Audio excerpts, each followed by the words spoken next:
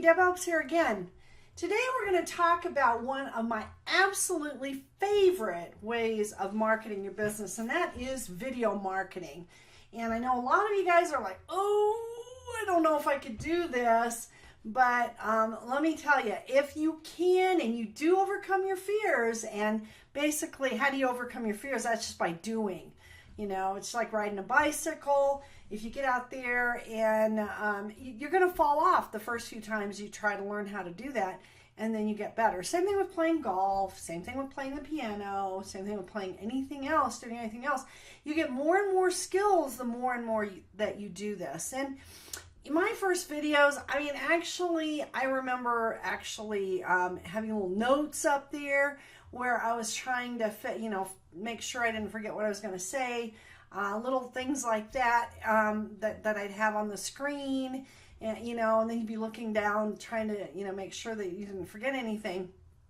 And so my first videos were not great. If you want to look at some other great marketers, they haven't been great either. Looking at their very first videos, it makes quite a difference. So what would my suggestion be? Just get out there and actually just do it. Just practice.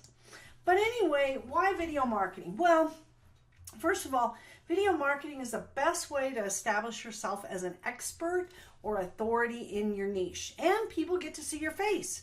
They get to know you. They get to know your little nuances, and whether you're fun or not, or have some humor or not.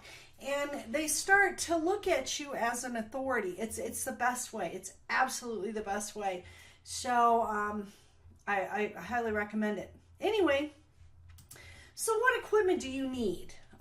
What equipment would be useful? Well, first of all, if you're just starting out, just use your smartphone.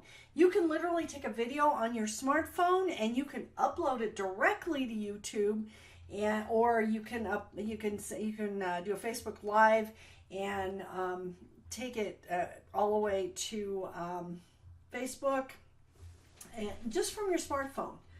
So that works. A webcam attached to your computer. Basically, you can go out and get a webcam from Best Buy. You can get one from Amazon.com and attach it to your computer, and they work just fine. They work quite well. So what the other recommended things that I recommend for you is a tripod for your desktop. I have one for my desktop. It actually holds my phone. And one thing I want to mention, that if you're going to do a Facebook Live, your phone needs to be set up and down, not sideways. Because if you try to set it up sideways, it actually ends up for a Facebook Live being sideways, which is kind of weird. So you don't want to do that. You want to have it up and down. So what they have with that is they have the tripod. They also have a little holders that you can buy that will hold your phone up and down like that, and you just tighten it up.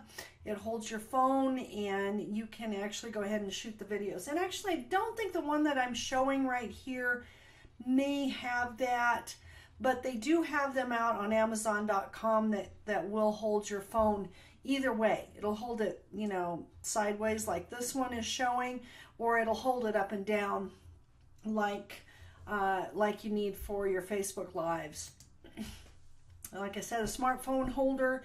You can go on Amazon.com and get one that will actually hold your phone the right way. And you just basically attach it to this little tripod that you can put on your desk. That works. You can put it on your desk. You can actually go outside with it, or any number of things.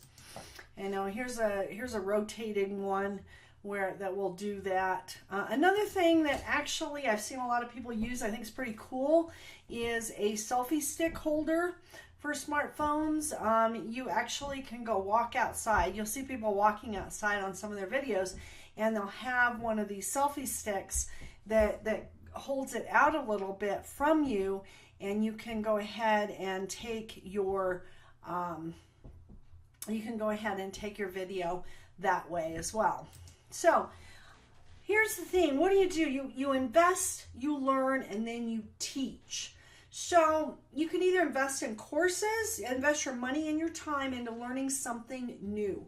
So you can invest in different courses, And then you can share just a little bit of that course with people. And a lot of times, you know, one course can be the training for several videos. So, you know, and then you teach it. You teach what you've learned. So what do you share? Well, it could be a book. You know, you can go to Amazon.com, get Success Minded Books. Here you probably want to give the author credit for whatever you've learned, but you can actually share that information. And it also could be a course that you've taken. You can actually just share the information that you've learned from that course. You know, a couple, 3 highlights that you've learned from that course. It could be a CD.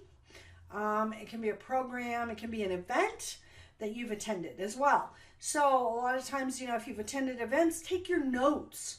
You know, your notes are like paychecks for you that you can share. And one event can be, you know, can be the information for several different trainings or several different videos that you could use. So what's the formula? Well, first of all, you introduce yourself, okay? And, you know, hi, this is Deb Alps, DebAlps.com. Then you ask a question. Would you like to know how to better prospect your cold market? Okay, then you share content.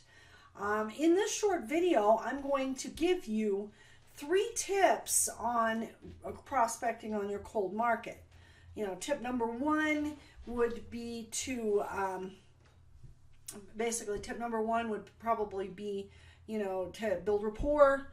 Tip number 2 would be, you know, the busy, you know, statement, like, you know, I've got to jump on a conference call. I've got to go move around, or I've got to go on a conference call. I've got to pick up my kids. And then, you know, I would say, hey, you know what? You're really sharp. I have a side income project that I've been working on. I was just wondering, would you be at all open to a side project if it didn't interfere with what you're currently doing? Right? Be quiet. Listen to that.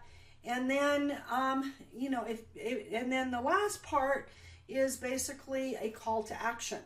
You know, if you got value from this, go to DebAlps.com, or if you got value from this and you'd like to know more, type in more info in the comments below and I'll get back to you, or private message me on Facebook and I'll get back to you as well. So that's your call to action. You always want to do a call to action because you want to have them reach out back out to you. So example, hey, this is Deb Alps, DebAlps.com. Are you struggling to get leads for your business? In this short video, I'm going to give you 3 tips that will help you get leads for your business. Tip 1, online marketing. Tip 2, social media prospecting. And tip 3, cold market prospecting. You know, I'll probably go into a little bit more detail in that. If you got value from this, reach out to me at, you know, you could give them an email address.